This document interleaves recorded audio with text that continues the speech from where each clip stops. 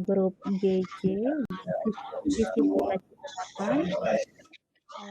Hari ini selama jam kita akan berdiskusi terkait matematik yang nanti akan dibawakan oleh Ibu Ernawati Setio dari kelas Ibun Purwakarta, dan nanti akan didampingi oleh moderator Ibu Umi Latun, guru kelas 1 dari di Kabupaten Magelang, dan saya sebagai host Yolanda dari LPMP Gorontalo. Untuk mengawal acara selanjutnya, saya serahkan room kepada Ibu Umi. Silakan Ibu.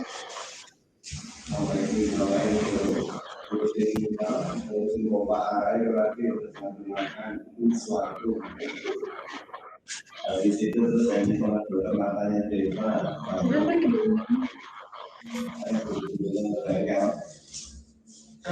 sepertinya Ibu Umi mengalami kesulitan, maka bagaimana kalau saya langsung saja mulai, karena Bu Umi belum aktif. Oke Bapak Ibu, terima kasih atas waktu yang diberikan kepada saya. Di sini saya akan membawakan materi tentang STEM, Sains, Teknologi, Engineering, dan Matematik. Sebelumnya, izinkan saya untuk melakukan presentasi. Mohon maaf, saya tidak bisa melakukan presentasi, Ibu. Sebentar, sudah saya buka tadi. Saya belum bisa share screen. Kontrol penyelenggara sudah saya buka. Izinkan siapa saja bagikan layarnya. Sudah sebentar. Tapi saya belum bisa, Ibu, karena screen sharing has been turned off, malah dimatikan ini. Oke, dicoba lagi sekarang. Oke, sekarang sudah bisa. Terima kasih Ibu Yolanda. Oke, Bapak Ibu, saya akan melakukan presentasi sekarang. Bentar.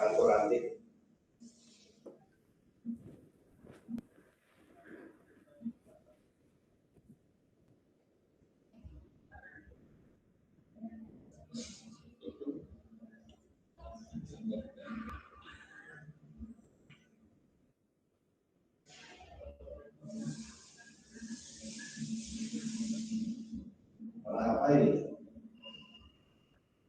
Mau berangkat. Enaknya diperjelas dulu pernah kemarin.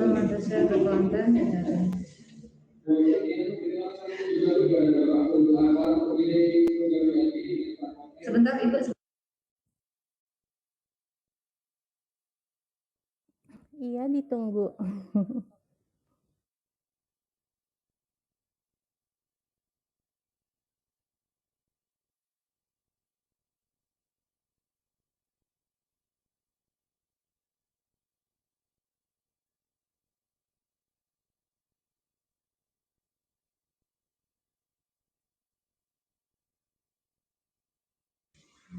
Apakah sudah terlihat screen saya Bapak Ibu? Ya, ini aku memang ada email juga. Halo? Sudah terlihat? Iya Bu Erna sudah bisa dengan jelas terlihat. Oh iya, terima kasih Bapak Ibu. Oke, di sini saya akan mencoba untuk melakukan presentasi tentang implementasi STEM di sekolah dasar. Sebelumnya, izinkan saya untuk memperkenalkan diri. Ini profil saya bernama Ernawati Setio Nugraheni. Saya merupakan kepala sekolah dari SDN Wirotaman Purworejo. Dengan Bapak Ibu bisa menghubungi saya di Facebook Ernawati Setio bagian ini Bapak Ibu, ataupun di IG Ernawati _Setio dengan nomor HP 700 085 700 100 5501. Ada beberapa hal yang membuat saya merasa mampu berdiri di sini Bapak Ibu. Pada tahun 2016 saya merupakan stakeholder Perpusda Kabupaten Purworejo. Itu membuat saya diundang untuk memberikan materi seminar di Perpusnas. Kemudian tahun 2017 saya merupakan juri prestasi tingkat 2 di Provinsi Jawa Tengah. Pada tahun 2018, saya merupakan peringkat 1 di tingkat matematika, P4TK Matematika Yogyakarta. Sehingga pada tahun 2019, saya merupakan salah satu peserta dari 1000 guru di luar negeri yang merupakan program dari Kemdikbud. Saya mendapatkan kesempatan untuk mengikuti short course STEM di Siameo Rexam, Malaysia. Begitu Bapak Ibu tentang program saya. Sekarang kita mulai dengan STEM. Apa itu STEM dan bagaimana integrasi STEM dalam pembelajaran? STEM sendiri, kalau menilik dari sudut katanya, berasal dari Science, Teknologi, Engineering, dan Matematik. Bagaimana sains, teknologi, dan engineering matematik itu dijadikan satu, ada beberapa pendekatannya. Pertama yaitu pendekatan secara silu. Pendekatan secara silu sendiri antara sains, teknologi, engineering, dan matematik ini berdiri sendiri. Tidak ada saling keterhubungannya satu sama lain. Kemudian yang kedua, ini pendekatan secara silu ya Bapak Ibu. Untuk yang kedua, teknologi, engineering, dan sains terinkorporasi dalam matematik. Jadi wadah dari semuanya itu merupakan matematik. Maka yang ketiga, sains, teknologi, dan engineering dan matematik terintegrasi penuh. Mohon maaf, apakah ada yang harus saya mute ya? Bu Umi, bisa di-mute enggak? Bisa di-mute enggak? Oh iya. Oh iya. Oke, terima kasih Bu Umi, maaf. Kemudian berikutnya, ini kita sudah berbicara tentang kontinu pola integrasi. Jadi STEM itu bisa berdiri sendiri atau dinamakan silo, bisa juga terinkorporasi dalam matematika sebagai wadah besarnya, bisa juga langsung terintegrasi secara penuh. Di sini letak integrasinya Bapak Ibu. Kemudian yang ketiga, apa sih kalau kita berbicara tentang STEM itu apa dan mengapa STEM? Seperti kita tahu bersama, STEM itu menggunakan integrasi, sekali lagi ya Bapak Ibu, integrasi sains, teknologi, engineering, dan matematik dalam satu pemahaman belajar. Pembelajarannya seperti apa? Pembelajaran pada STEM berbasis proyek. Berbasis proyek di sini tidak selalu project based learning, tetapi problem based learning pun bisa. Yang membedakan STEM dengan pembelajaran lain adalah pendekatannya atau pilihan dari metode yang akan dilakukan. STEM ini pendekatan ya Bapak Ibu, dasarnya adalah kontekstual pada kehidupan nyata atau real world application. Jadi apa masalah apa di kehidupan nyata itu menjadi dasar atau basis dari proses pembelajaran kita. Mengapa STEM? STEM akan menyiapkan siswa menjadi SDM yang mampu atau yang mempunyai kemampuan integratif. Integratifnya di sini jelas antara sains, teknologi, engineering, dan matematika. Di sisi lain, STEM akan mengembangkan soft skill dan keterampilan teknis. Bagaimana STEM bisa mengembangkan soft skill dan keterampilan teknis akan kita kulik pada slide berikutnya. Oke Bapak Ibu, satu lagi, ada pertanyaan umum yang menggelitik benak kita ketika kita akan memulai pembelajaran STEM. Salah satunya, yang pertama, bagaimana sih cara memulai pembelajaran STEM? Itu nomor satu pertanyaan dari guru. Oke, kita mungkin paham. Apakah sains, teknologi, engineering, dan matematik yang saya gabungkan jadi satu itu merupakan STEM? Sejauh itu saja atau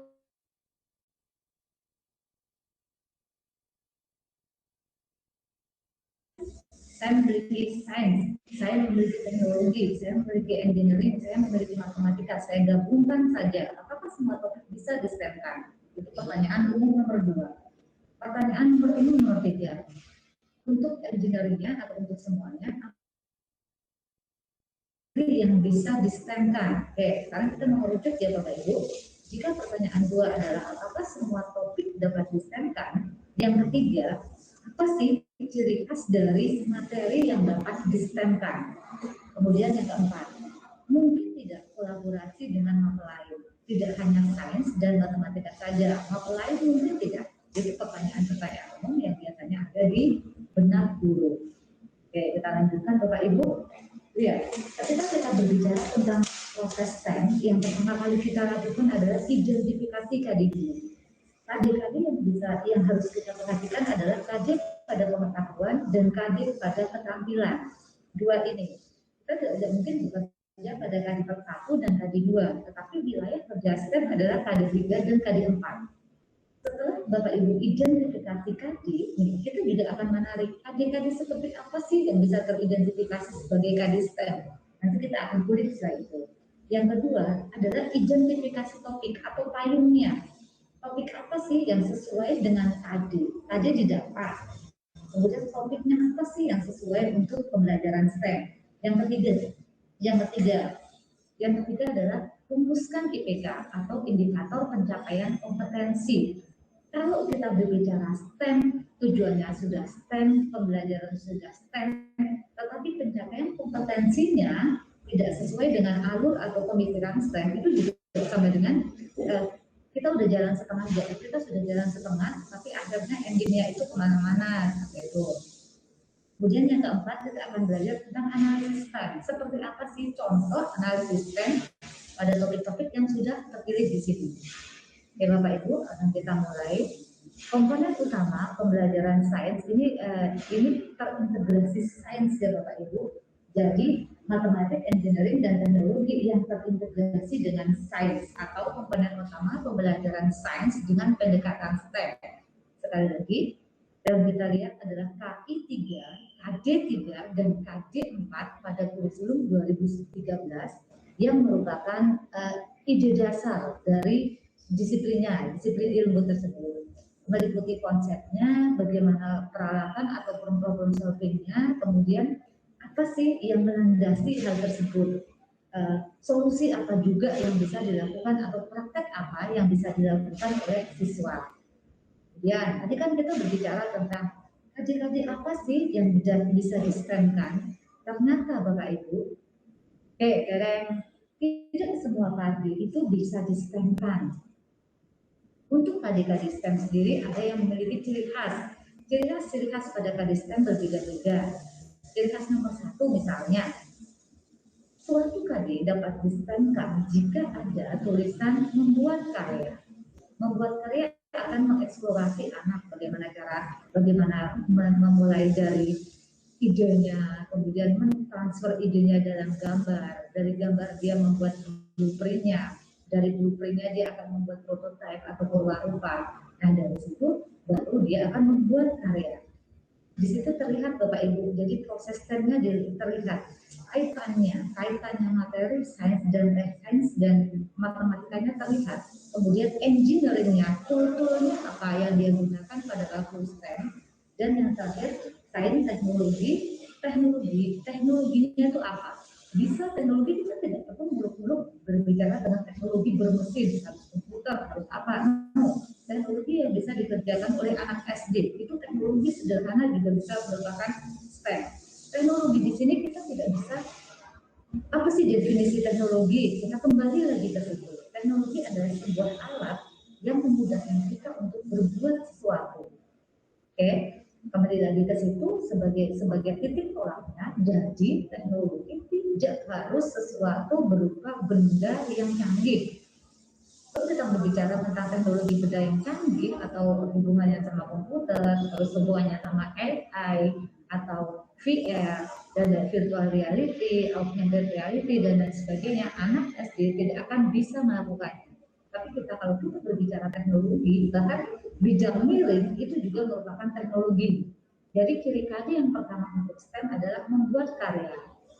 Ciri KD yang kedua yaitu merancang dan melakukan percobaan yang memanfaatkan atau menerapkan.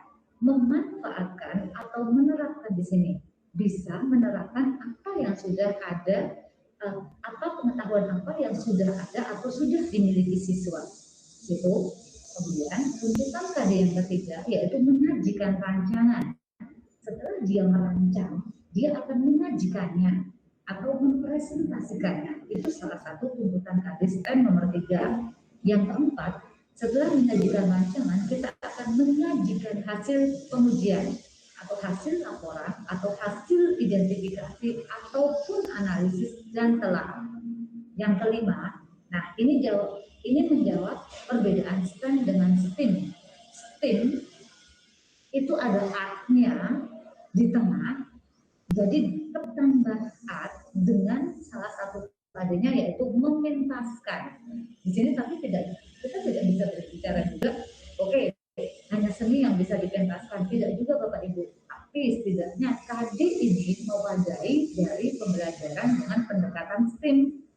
Oke, nomor 6, membuat tulisan tentang hasil kajian tadi itu ditulis. Nah, itu juga merupakan salah satu tuntutan KD yang bisa distemkan. Sementara yang lain, yang ketujuh atau yang terakhir, melakukan penelitian sosial. Kemudian, skema aktivitas. Kita sudah berbicara tentang STEM nih, kita sudah tahu KD-KD apa yang bisa di-STEM-kan. Langkah kedua, bagaimana sih skema aktivitasnya? Yuk, kita berbicara STEM tidak akan lepas dari yang namanya engineering design process. Pokoknya STEM itu ada pada EDP. Pertama kali identifikasi. Tentu identifikasi kita tahu teknologi dan non teknologi. Kemudian yang kedua, menyajikan problemnya apa, sesuatu yang kontekstual dengan kehidupan siswa. Yang ketiga, kriteria solusi yang sukses. Kita perlu setting the kriteria. Kita nggak, misalnya contoh yang paling mudah ini, menerbangkan pesawat. Oke, menerbangkan pesawat itu semudah itu merupakan salah satu contoh dari proyek STEM. Tapi kita lihat solusinya yang tepat itu apa? Kapan suatu pesawat bisa dinamakan terbang sukses itu seperti apa? Tentukan kriterianya. Apakah dia bisa landai dengan mulus, berarti dia akan mengurangi gesekannya dengan udara, ataukah dia pelan-pelan, ataukah mungkin tajam. Itu bisa dibicarakan dengan siswa. Kriteria solusi yang sukses apa? Batakan boundary-nya itu ngobrol dengan siswa. Tentukan semuanya di bagian pendahuluan. Kemudian untuk engineering design proses, kita akan mulai dengan ask. Tanyakan dulu, apa ide mereka itu apa?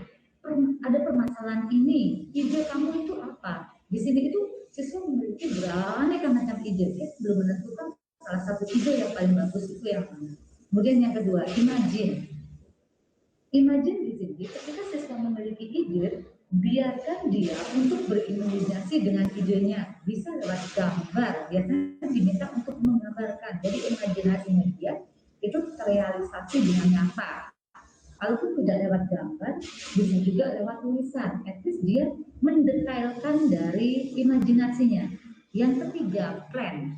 Plan di sini adalah plan untuk mencari engineering, toolnya apa, kemudian sainsnya sudah dapat, teknologi sudah dapat, engineeringnya sudah dapat, dan matematikanya itu apa? Dia plan di situ. Dia mencari satu solusi atas berbagai macam solusi yang ditawarkan. Kemudian yang kelima, yang keempat itu create. Dia membuat pola rupa dulu. Dia membuat blueprintnya. Dia membuat satu sebagai proyek untuk dilaksanakan dari apa yang sudah dia imajinkan dan sudah dia plankan. Itu dia create menjadi satu hasil. Kemudian yang terakhir yaitu improve. Di sini apa? Dan create dari hal yang sudah dia lakukan itu biasanya kan tidak satu percobaan itu selesai. Jadi gini, kita bukan trial and error itu bukan, tapi di sini adalah trial and adjust. Adjust di sini adalah improve. Oke, dari ini misalnya gini, pesawat terbang saya kok jalannya nggak lurus nih, apa yang harus saya lakukan? Mungkin nekuknya atau ketika membuat pesawat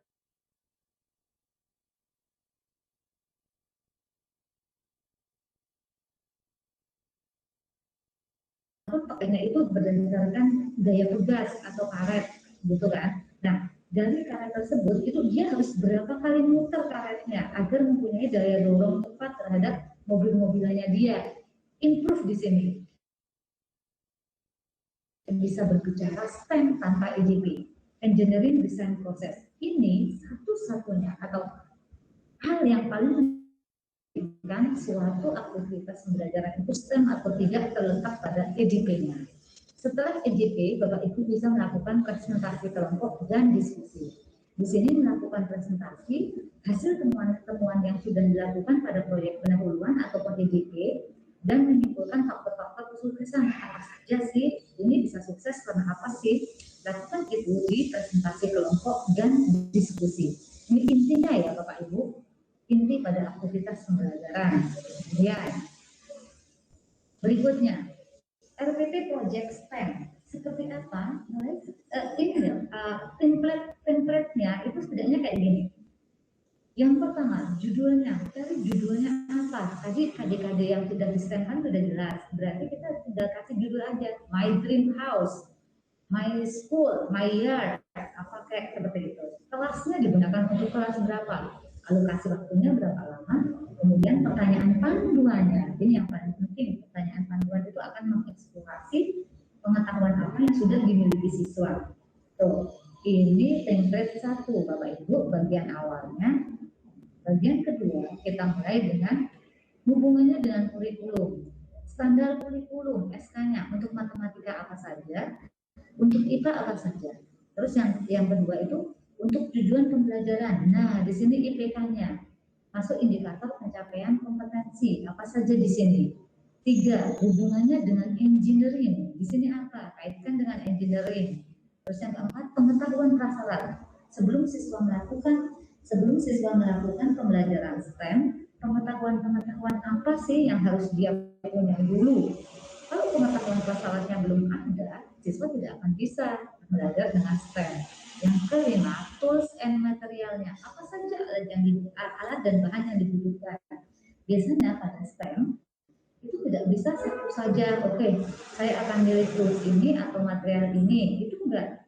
Ada beberapa tools atau material yang bisa dipilih oleh siswa. Dia bereksplorasi sendiri. Ada toolsnya kertas, ada plastik, ada bagian misalnya besi. Ketika diterbangkan bersama, mana yang terbangnya lebih jauh? Itu sumber-sumber pembelajarannya itu apa saja. Kemudian persiapan pembelajarannya bagaimana. Untuk template-nya Bapak Ibu. Nah, kegiatan pembelajarannya lanjut ya. Saya ini agak cepat ya Bapak Ibu karena kita hanya berbicara 1 jam, sementara sebenarnya ini bicara tentang STEM project itu bisa beberapa kali pertemuan sebenarnya. Sama seperti yang kemarin sudah kami lakukan di P4TK Matematika.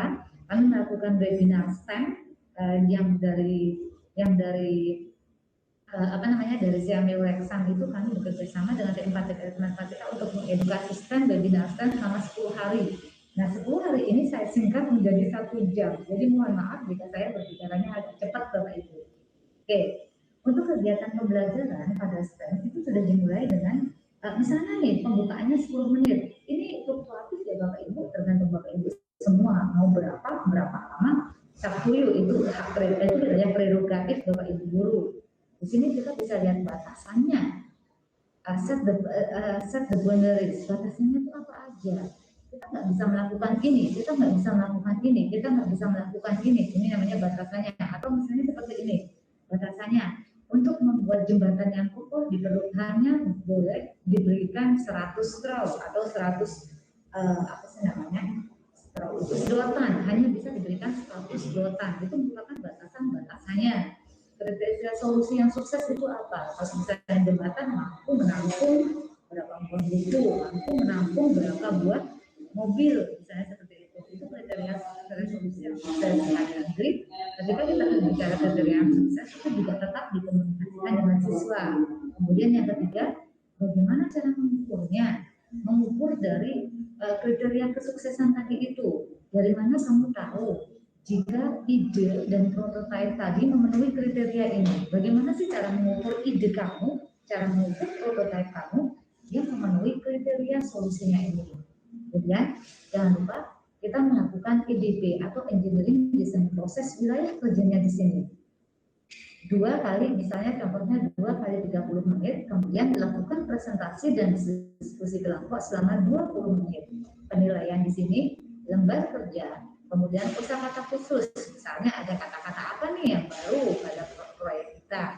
Nah, kalau kita berbicara tentang penilaian, gak adil jika penilaian STEM hanya pensil dan paper test. Penilaian dalam STEM itu harus meliputi semuanya. Yuk kita berbicara tentang assessment pada STEM. Assessment pada STEM meliputi otomatis kita berbicara STEM itu ada 4 hal, ada 4 kelompok ya, sains, teknologi, engineering, dan matematik. Begitu juga untuk asesmennya, asesmen sains, asesmen teknologi, asesmen engineering, dan asesmen matematik itu menjadi dipilih dipilah-pilah bisa menjadi satu dalam yang namanya lembar tantangan. Seperti itu Bapak Ibu. Kita lihat ya. Penilaiannya. Nah, seperti ini penilaiannya. Pada waktu siswa membuat proyek ini misalnya, ini tuh jembatan loh Bapak Ibu. Jembatan seperti apa yang dia kriteria kesuksesannya. Ini jembatan, sementara ini dari tusuk gigi semuanya. Ini dari semacam glue, apa yang buat mainan plastisin, guys. Itu berasal dari plastisin yang bisa direkatkan. Nah, asesmennya bisa berupa proyek. Dari proyek ini apa yang bisa dinilai? Bisa juga portofolio. Yuk kita berbicara pada zaman sekarang atau di masa pandemi, portofolionya kebanyakan berupa elektronik portofolio. Kemudian tes itu masih penting Bapak Ibu karena untuk menguji sejauh mana konsep matematika dan IPA terserap pada siswa. Isai di sini untuk merancang atau untuk mendetailkan penjelasan dia atau apa-apa yang ada dalam kepalanya dia untuk digambarkan secara detail. Kemudian apa sih ya, kita berbicara penerapannya ya atau implementasi tentang pembelajaran STEM di SD. Kita akan berbicara untuk KD 3.9, 3 itu berarti KD untuk pengetahuan, sementara KD 4.9 itu KD untuk keterampilan. Kita berbicara KD 3.9 di sini untuk kelas 5 yaitu mengelompokkan materi dalam kehidupan sehari-hari berdasarkan komponen penyusunnya. Bisa ya tunggal atau bisa juga ya campuran. Kemudian untuk KD 4.9 melaporkan hasil pengamatan, sifat-sifat campuran dan komponen penyusunnya dalam kehidupan sehari-hari. Mana Bapak Ibu, saya izin lepas masker. Banget. Oke, kita akan mulai dulu untuk KD 3.9 dan KD 4.9. KD 3.9 tadi kita ketahui untuk pengetahuan. Di sini kita akan berbicara tentang biak tunggal dan campuran, sementara KD 4.9 kita akan berbicara tentang rancangan proyeknya. Nah, dari 3.9 dan 4.9 KD ini, apa sih proyek STEM kita? Nah, yuk kita bersama kita akan berbicara biak tunggal dan campuran. Kira-kira proyek STEM-nya apa? Saya beri waktu sebentar ya Bapak Ibu, 30 detik silakan untuk kira-kira membayangkan dulu. Yuk kita seakan-akan jadi siswa, plan dulu apa? Imagine dulu. Saya sudah aks, ini proses aksnya, kemudian proyek STEM-nya apa? Silakan imagine di sini. Bapak Ibu, 30 detik. Oke, salah satu proyek yang bisa di-STEM-kan untuk pembelajaran dengan materi tadi itu sifat campuran adalah purwarupa atau prototipe alat pemurnian air. Seperti ini identifikasi topiknya yang berpotensi dibelajarkan dengan pendekatan STEM. Pertama kali kita akan melakukan identifikasi kelas berapa, semester berapa, kemudian KD-nya tadi ya, KD 3.9 dan KD 4.9. Tuliskan di sini. Kemudian materi ajarnya apa? Materi ajarnya adalah ya tunggal dan ya campuran, oke.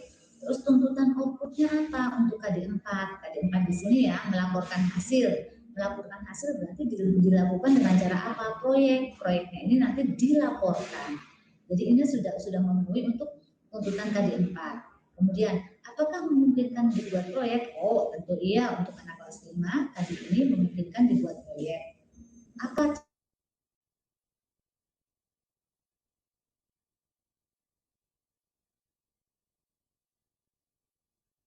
membuat ini? Tadi sudah ini ya Bapak Ibu, ini kegiatan 1 untuk identifikasi topik sudah. Kegiatan kedua yaitu indikator pencapaian kompetensi berbasis EDP Engine pada kurikulum 2013 kelas 5 semester 2 tema 9 tadi itu 3.9. Nah di sini KD-nya kita lihat tadi kan kita berbicara 3.9 itu ya tunggal dan zat campuran. Sebentar, ya tunggal dan zat campuran. Maka matematikanya itu di mana? Kita kan berbicara tentang STEM. STEM itu berarti kan hubungan antara sains, teknologi, engineering, dan matematik. Matematikanya di mana? Kita cari ternyata KD 3.3 itu bisa dilakukan untuk membelajarkan hal yang sama. KD 3.3 itu sendiri itu berkata menjelaskan perbandingan dua besaran yang sama, kecepatan, debit, dan lain sebagainya. Kita pakai di sini yaitu debit. Jika dimurnikan dengan ini debitnya berapa, jika dimurnikan dengan ini bagaimana kelihatannya, seperti itu. Kemudian topik proyeknya yaitu perwarupa alat pemurnian air, sama seperti tadi, materi ajarnya masih sama. Nah, IPK-nya dituangkan di sini. 39.2 mengidentifikasi permasalahan lingkungan yang terkait dengan pemanfaatan sumber daya air. Air itu melimpah, sebenarnya air melimpah, jumlah air di dunia selalu sama, tetapi kualitasnya mengalami penurunan dari masa ke masa.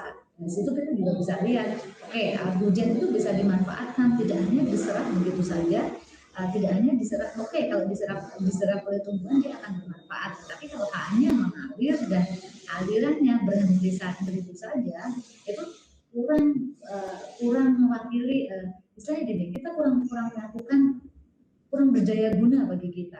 Nah, dari itu apa sih pada waktu musim kemarau atau misalnya di daerah juga di Gunung Kidul dan lain sebagainya, untuk rupa-rupa alat pemurnian air itu amat sangat kontekstual dengan keadaan siswa-siswa di situ.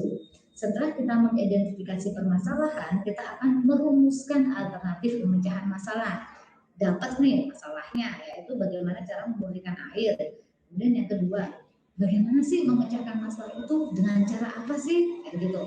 Oke, air ada kotoran, berarti yang paling mudah adalah dipisahkan saja antara airnya dengan kotorannya, nanti didapatkan air bersih, seperti itu kan. Itu yang paling mudah aja kita pikirkan. Kemudian bagaimana caranya menerapkan konsep pemisahan campuran dalam pemurnian air untuk memecahkan masalah di sini. Yuk, di sini campurannya macam-macam, cara memecahkan masalahnya bagaimana? Perbandingan. Di sini juga kita lihat perbandingan ya Bapak Ibu, perbandingan kalau misalnya arangnya segini, hijaunya segini, pasirnya segini, perbandingan ini banding ini, pemurnian airnya bagus atau tidak, perbandingan ini, apakah lebih jernih apa tidak, di situ juga masuk matematika. Selanjutnya kita berbicara IPK pada 3 tadi, indikator pencapaian materi. Pada kompetensi indikator ketiga, kita juga akan berbicara IPK, indikator pencapaian kompetensi pada materi keempat atau pada KD keempat. KD keempat di sini berarti segala sesuatu eksplorasi tentang proyek, misalnya merancang perwarupa, seperti apa sih perwarupa, prototipe alat pemurnian air yang benar. Kemudian yang kedua, merangkai alatnya sesuai rancangan. Terus diuji tuh, setelah dirangkai diuji coba seperti apa sih rancangannya. Kemudian menganalisa, ayo kita analisa dulu dong bagaimana uji cobanya, menyempurnakan rancangan dan mengkomunikasikan tersebut dengan teman-teman sebayanya. Di sini juga ada Bapak Ibu analisis STEM di sini. Nah, setelah kita melakukan kegiatannya, kita analisis STEM-nya itu di mana. Ketemu ya tadi ya. Yang pertama KD-nya itu apa? Saya ulangi ya sebentar ya. KD-nya itu apa saja di sini? Oke. Setelah KD-nya itu apa saja didapat, maka kita akan mulai dengan topiknya. Kayak payung dari proyeknya itu apa? Setelah dari proyeknya, kita berbicara tentang indikator pencapaian kompetensi untuk D3 dan KD 4. Oke. Setelah dapat indikator pencapaian kompetensi KD 3 dan KD 4, jangan lupa kita kembali ke analisis STEM. Mengapa itu disebut STEM? Sainsnya di mana, teknologinya di mana, engineering di mana, matematika di mana. Untuk pemurnian air tadi, sainsnya kita lihat faktualnya itu campuran dapat dipisahkan dengan cara biasa maupun menggunakan teknik pemisahan campuran. Cara biasa ya udah dipisahkan saja, didiamkan aja, nanti bawahnya akan mengendap. Tapi kan kita nggak bisa berbicara. Ketika didiamkan saja, apakah di situ sudah bagus, ataukah di situ sudah jernih dan lain sebagainya. Kita nggak bisa berbicara seperti itu. Kemudian secara konseptual itu kita bisa berbicara tentang unsur-unsur apa saja yang ada dalam air, senyawa ataupun campurannya itu apa saja juga, suhu, pengaruh kalor juga apa, secara prosedural bagaimana tentang teknik pemisahan campuran. Secara metakognitis kita akan berbicara tentang strategi merancang prosedur alat alat pemurnian air yang efektif dan efisien. Ya, itu baru dari sisi sains. Dari sisi teknologi, kita akan menggunakan komputer atau internet. Komputer di sini nggak usah kita berbicara tentang komputer benar-benar komputer ya. Kita bisa berbicara juga dengan pegawai kita untuk membawa informasi. Bukan energi sederhana, bukan kita gunakan gawai untuk membawa informasi. Kemudian yang kedua, teknologi di sini itu kita itu membuat alat pemurnian air sederhana dengan berbagai model. Engineering-nya itu di mana? Engineering itu rekayasanya. Oke, saya akan merekayasa alat destilasi. Destilasi kan untuk air dimurnikan dengan cara destilasi ya. Nah, kayak alat destilasi tersebut direkayasa, hasilnya seperti apa? Kemudian merancang alat pemurnian, rancanglah. Setelah rancang apa? Uji coba. Jadi dari engineering itu intinya rekayasa. Rekayasa itu dalam sains hubungannya dengan engineering. Matematikanya di sini di mana? Yang pertama, menghitung volume air yang dimurnikan. Air awal segini, setelah dimurnikan jadi segini, itu volumenya. Kemudian alat dan bahannya itu bagaimana dengan biaya yang seminimal mungkin, tetapi hasilnya akan efektif, kosnya diturunkan Bapak Ibu. Contohnya itu, kemudian apalagi? Nah, ini adalah proses penjadian air yang dilakukan oleh siswa-siswi saya di kelas 5. Ini rupa-rupanya ada beberapa macam. Bapak Ibu lihat, ini misalnya kerikilnya itu berbeda pada posisi 2, ini pada posisi ketiga, ini ketutupan, ini pada posisi di atasnya, mirip ini tetapi berada di bawahnya. Nah, dari 1, 2, 3, 4 itu hasilnya nanti bagaimana? Nah, lanjutnya, contoh tadi kan dasarnya sudah IPA ya, penjernihan air ya. Sekarang kita contoh yang kedua, untuk matematikanya nih. IPA-nya untuk macam-macam gaya otot, gaya listrik dan sebagainya. Matematikanya untuk segi banyak. Apa yang kira-kira dilakukan? Yep, betul sekali, yaitu konteksnya gini, segi banyak ataupun daya itu ada dua daerah loh, antara kotakan dan tetapi antara dua daerah ini tidak ada jembatannya, jadi dia berkomunikasinya dengan cara apa? Dia bertransportasinya menggunakan cara apa? Nah, ini permasalahan ini kontekstual Bapak Ibu sering terjadi di kehidupan sehari-hari siswa. Terus bagaimana sih kita menggunakan sains, teknologi, engineering dan matematik untuk memecahkan masalah ini? Oke Bapak Ibu, ini contohnya. Meminta rancang bangun balok akan dianggap sukses. Kemudian ini kriterianya. Kita tadi berbicara tentang kriteria ya. Oke, kriteria misalnya diberikan batasannya hanya diberikan 5 perkasa 4 dan selotip. Hasil 5 perkasa 4 selotip selesai. Itu harus jembatan kamu harus sukses. Gimana caranya? Nah di sini kreativitasnya. Kita sebagai guru juga harus memiliki teknik scaffolding membantu siswa. Kapan jadi siswa itu dikurangi sedikit mungkin. Di sini apa yang sudah mereka miliki di pengetahuan mereka, di sini apa yang ingin mereka dapatkan. Nah, gray area di wilayah ini, Bapak Ibu, ini merupakan arah kita atau cara kita untuk melakukan scaffolding bagi siswa, bantu siswa dengan cara apa? Kriteria kesuksesannya kuat, misalnya harus menahan minimum 40 cm, tingginya segini, jaraknya segini. Bagaimana cara mengukurnya?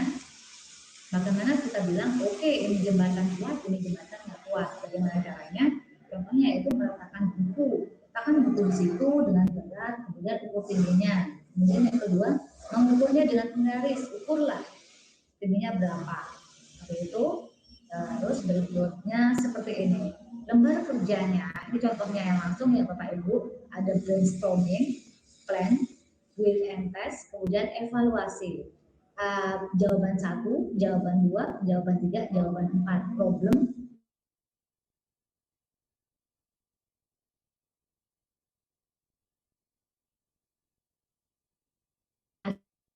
Untuk kamu ketahui agar itu sukses, tantangan yang kamu berikan atau menjawab tantangannya yang diberikan itu oke. Plan di sini gambar, tadi sudah ya, build and test, bangun prototipenya, evaluasi. Buat ini lembar kerjanya, tes solusinya seperti ini Bapak Ibu, nomor, tinggi, jumlah buku, apa yang dilakukan, kemudian evaluasi solusi. Jembatan sukses itu kira-kira kenapa? Kriterianya bagaimana? Kemudian jika tidak sukses, apa yang harus kita penuhi? Jenis gaya apa yang mempengaruhi kesuksesan jembatan kampung? Kita di sini guided question ini di sini letak scaffolding kita, yaitu kita membantu siswa untuk mentransformasikan apa yang ada dalam benaknya menjadi sesuatu yang bisa digambarkan atau bisa di-planning oleh mereka. Contohnya, jika kamu mengubah bentuk pilarnya, prisma segitiga atau segi empat, mana yang lebih kuat? Ini contoh yang matematika sebagai akarnya, matematika sebagai dasarnya, home base-nya ya. Kalau tadi kan IPA sebagai home base-nya, ini matematika sebagai home base dari STEM. Kemudian, bagaimana jika kamu mengubah posisi pilarnya, tidak di pinggir semua, kita taruh di tengah, ngaruh nggak ke jembatan kamu? Terus, apakah ketebalan pilar itu membuat perbedaan?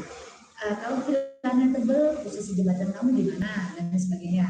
Terus bagaimana kita menggunakan STEM, teknologi, engineering, matematik dalam merancang EDP-nya, merancang proses engineering-nya, desain proses engineering-nya, EDP, engineering design proses, agar jembatan kamu menjadi kuat. Nah, contohnya ini dari 5 kertas ya Bapak Ibu, kita lihat. Kertasnya hanya 3, 1, 2, 3. Kita tidak bisa berbicara, kita tidak bisa menyampingkan bahwa memang kalau bangun itu yang paling kuat adalah segitiga.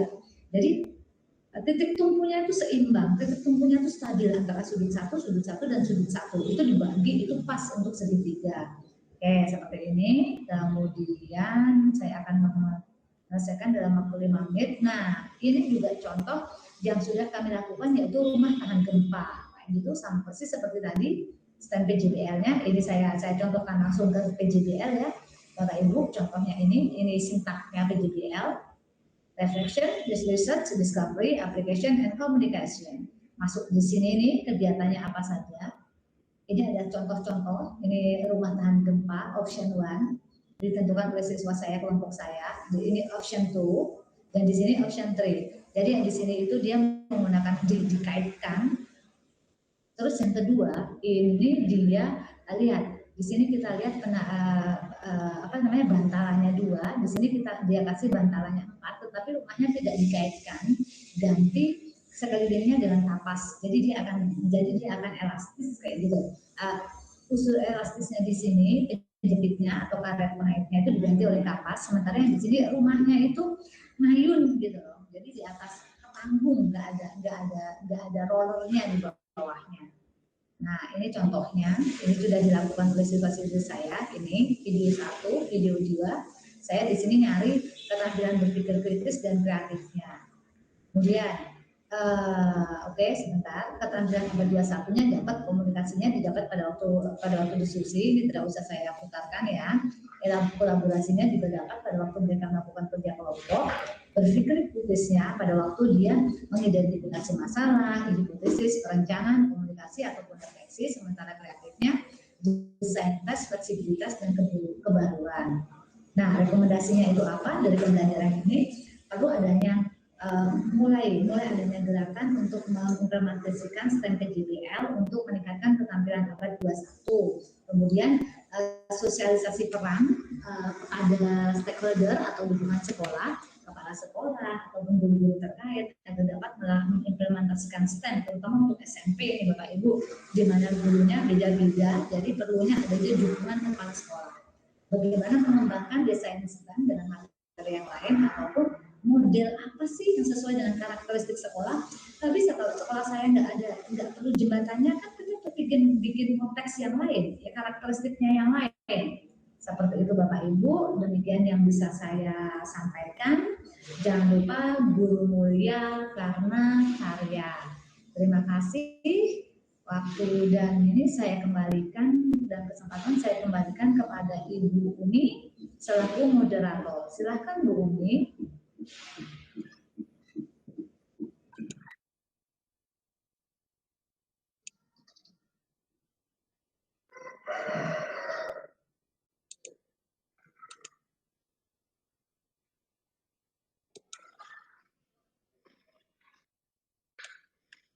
Baik, terima kasih sekali Ibu Erna, luar biasa. Kita sudah mendengarkan penjelasan langsung materi STEM untuk hari ini. Silakan kepada peserta, untuk khususnya seluruhnya silakan jika ada pertanyaan bisa disampaikan secara langsung. atau kami menginformasikan jika mengingatkan kembali jika ada yang belum mengisi link presensi, silakan untuk mengisi link. Silakan kepada seluruhnya bisa saya sampaikan siapa yang mau bertanya atau menyampaikan pendapat atau ulasan-ulasan lebih lanjut, silakan. Ibu Umi sepertinya sudah ada yang bertanya, Bu Umi? Iya, coba mohon maaf saya dibacakan. Ya, baiklah, terima kasih. Apakah STEM bisa untuk muatan pembelajaran bahasa Indonesia?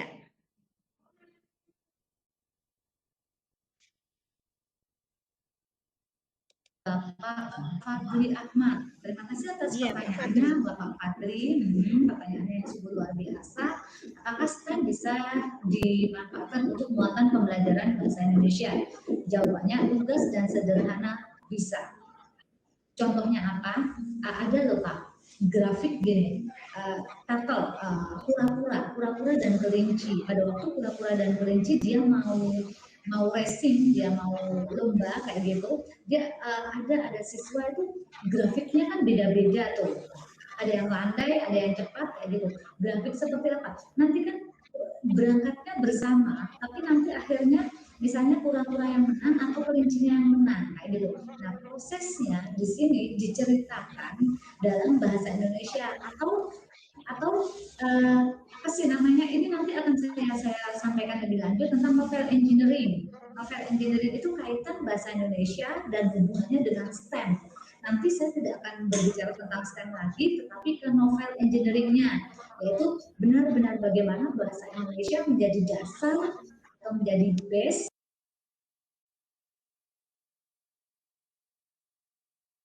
dari engineering yang akan dilakukan dalam STEM.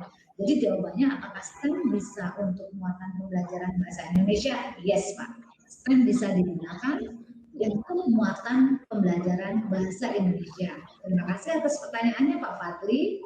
Monggo Bu Umi. Iya, Bu Erna, mohon maaf ya.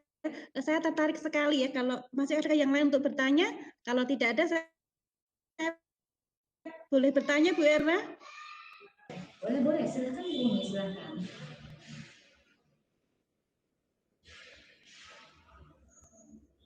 Wifi saya mulai ya.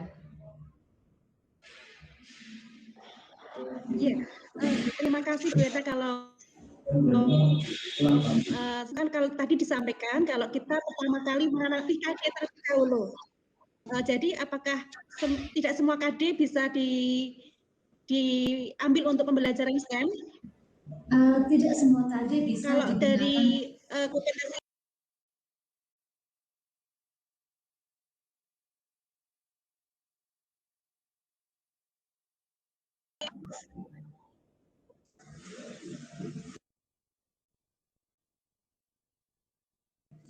mohon maaf Bu Umi bertanya apakah semua KD bisa disediakan seperti itu Bu Umi?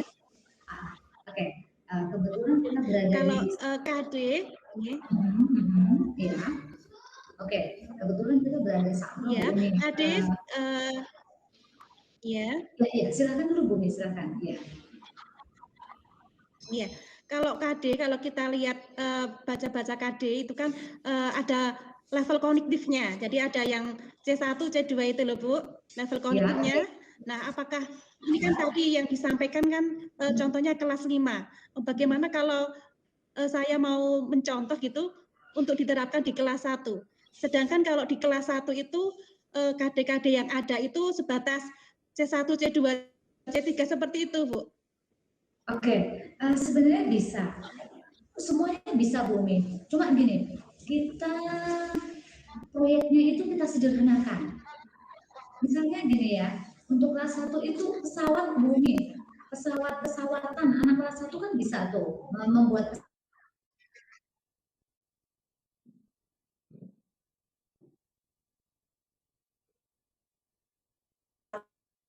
sehingga pesawatnya bisa terbang dengan sempurna kayak gitu. Kemudian yang kedua, bagaimana caranya agar constraint-nya. Jadi constraint terkecil. Tapi pada dasarnya STEM itu bisa dilakukan di ini, itu kelas 1 juga. Seperti itu. Bagaimana Bu Umi?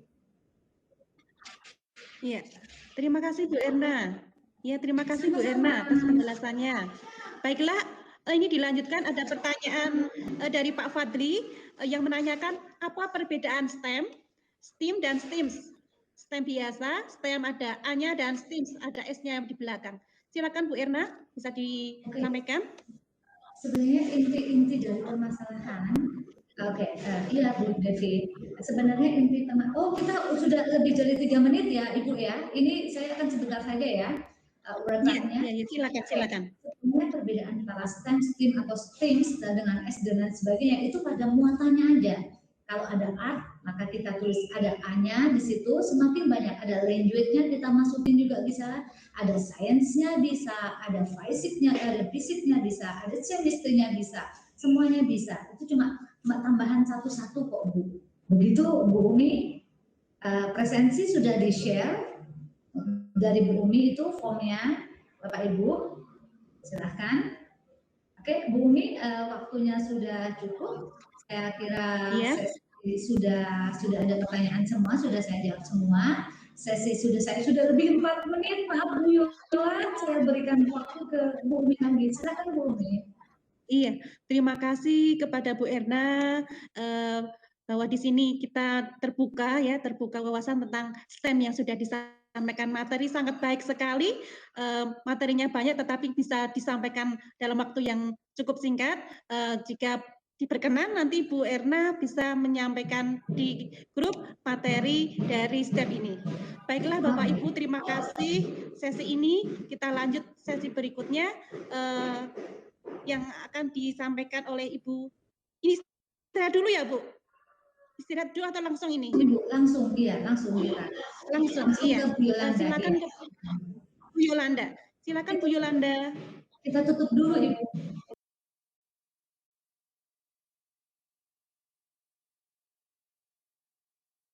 Iya. Kita tutup dulu. Kita selesaikan.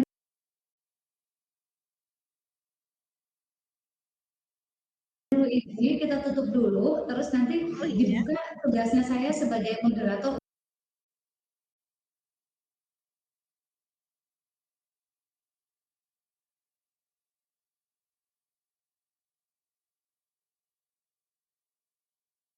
Untuk Yolanda. Jadi ditutup dulu. Iya.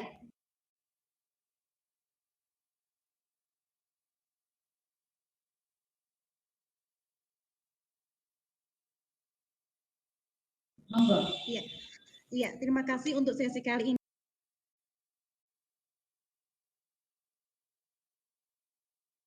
Ini sudah selesai. Terima kasih atas perhatiannya. Mohon maaf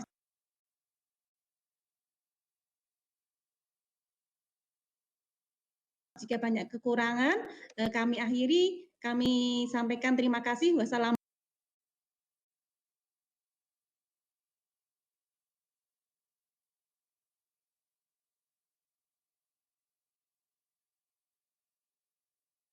Assalamualaikum warahmatullahi wabarakatuh. Kita bertemu di sesi selanjutnya. Waalaikumsalam warahmatullahi wabarakatuh. Ini mohon maaf untuk